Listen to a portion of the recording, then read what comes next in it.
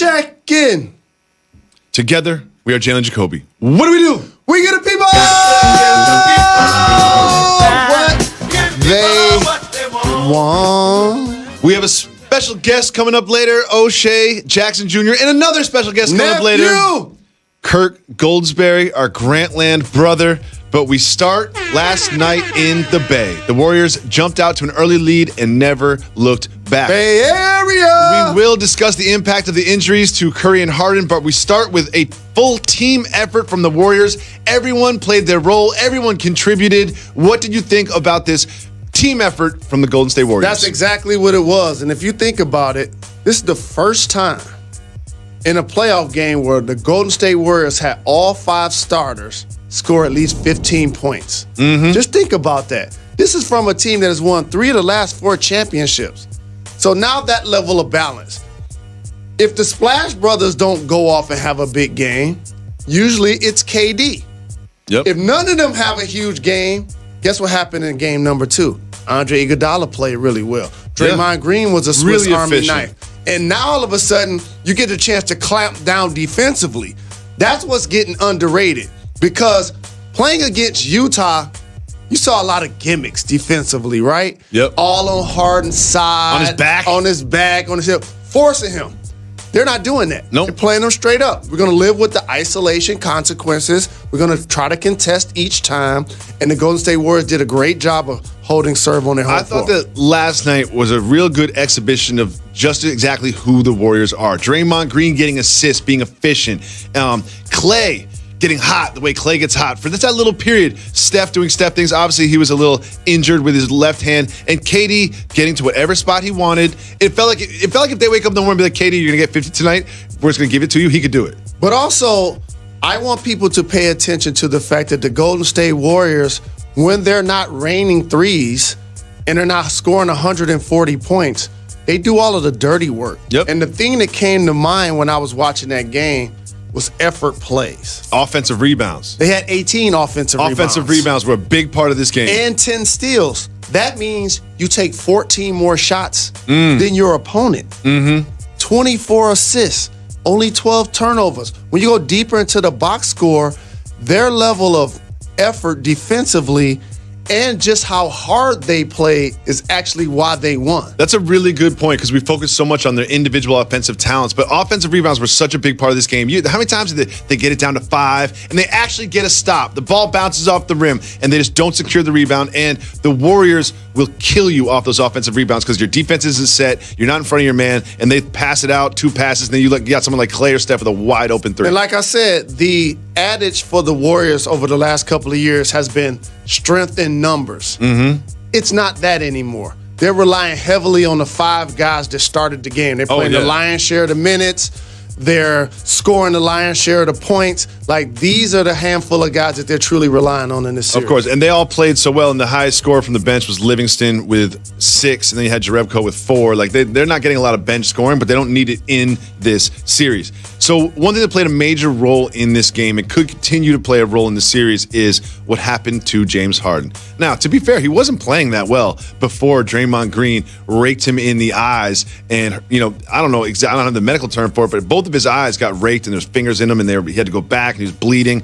But he came back and played pretty well, but he could not see. Let's listen to what James Harden said after the game about the injury. It hurt. I can barely see, but just try to go out there and do what I can to help my teammates. James, we can tell the lights are bothering your eyes. Did you have trouble with your vision on the court? Can't see nothing. Whooped out. Barely can see. Chris Paul should have gave him his hat. He blocked the sun. Blocked when the he light. came back, he played pretty well. If that's James Harden when he can't see, imagine when he can. Here's the deal. He was 0 for 3 with 0 points before he got raked in the eye. He scored 29 points when he got back. What hurt the team is that he missed 11 minutes in the process. Oh, that's a good point. If he would have been out there the entire game, you can't say that the outcome would have been different, but I would say that it would have given them clearly a better opportunity to win a game on the road. But the bottom line is, and I talked about it on this show, their game to steal was game 1. The Warriors didn't take care of business against the Clippers. They went to game 6 and needed to be in Los Angeles. I predicted that they should go to the Bay Area that Friday night. The Splash Brothers play in that game, and both of those guys have injured ankles. You have to find a way that Sunday not to complain to the officials, but to take a game on the road. When they didn't do it, they allowed the Warriors to settle in. Now they're trailing 0-2.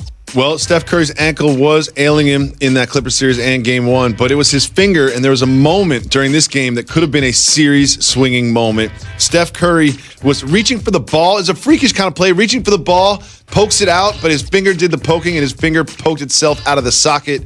Jalen, I've had a dislocated finger from basketball incident. I'm sure you've probably had 100. How much will this affect him moving forward in the series? It will have an effect, but not a heavy effect on his shooting because it's clearly his non-shooting hand. But it will have an effect on his ball handling. Yes. And so here's a guy that is one of the best range shooters off the dribble that I have ever seen. It's going to affect that. Splitting pick and rolls, it's going to affect that. Playing in tight quarters, finishing at the hoop when guys swatting at you, it's going to have an effect as the series continue to progress. Now, fortunately for him, being one of the best, if not the best player on his team, he don't have to be elite every night. In game 2, he wasn't. No. He missed a game for a couple of minutes. He wasn't in game 1 either. Exactly. They've won 3 championships, and he hasn't had to be Finals MVP. Not once. And so it will have an effect, but it's not going to have the kind of effect that'll slow down. So you've had this exact same injury multiple times. When will he be back to normal? He won't be in this series, and he won't be throughout these playoffs because the opponent knows that you're injured too. And guess what everybody's doing? Whacking and reaching at the ball. And he has it a lot. What he's going to do is buddy tape, old school Bernard King style, and you get out there and you perform. I don't think that in today's game where you can't be as physical, guys are going to be able to take as much advantage of it as they could in the past. But for a guy that's a wizard handling the basketball, it's going to affect his ball handling. It's a good point. Look forward to game 3 of this series, but I also look forward to news that matters. And it's going to stop him from reaching in.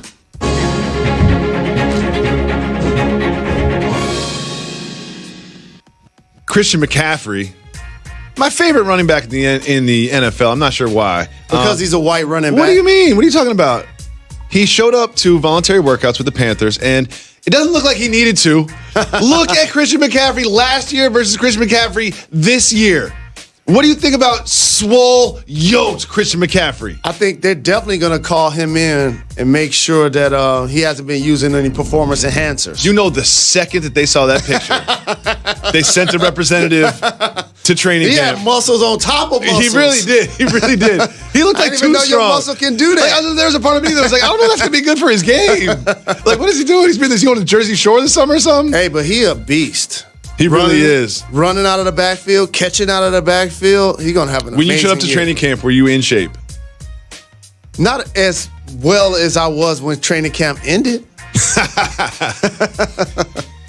Coming up next, we have O'Shea Jackson Jr. joining us right here in studio. We're going to talk to him about his Lakers. The ESPYs has a gift bag that they give to presenters. In one of the gift bags for athletes, do you know what they had in there? Spanx for men. And I was like, I would never wear Spanx. It's basically an undershirt that's just tight, tightens really you up long. a little bit. Guess what? Every once in a while, if I ain't looking right in a t-shirt or a polo shirt, throw on the Spanx.